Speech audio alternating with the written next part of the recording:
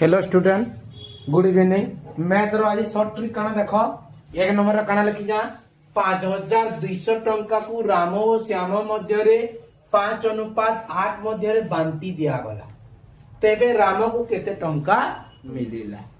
हमको काना देखिए जानना आगड़े अच्छे सेटा तार अनुपात इटा देखो राम आगड़े अच्छे राम केते अनुपात 5 श्याम 2 नंबर अच्छे श्याम रो अनुपात केते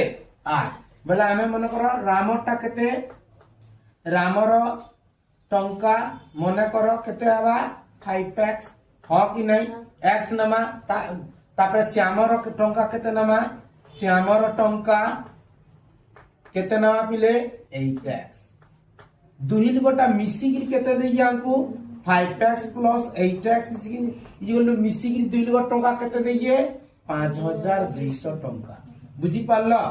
8 5 केते पिले 13 और x मिसला x 13x इक्वल केते 5200 x इक्वल केते हबा 5200 बाय 13 13 4 52 बोले केते हला 400 टका x रो मूल्य केते पाइला 400 पाइला मोते काटा पच रही है रामटा पच रही है रामर केते नहीं थली पिले 5x नहीं थली 5 संगे x काना ही रचे गुणन 5 गुणन 400 समान 5 चौक 20 तापर 5 शून्य 2000 हो जे ता राइट आंसर ऑप्शन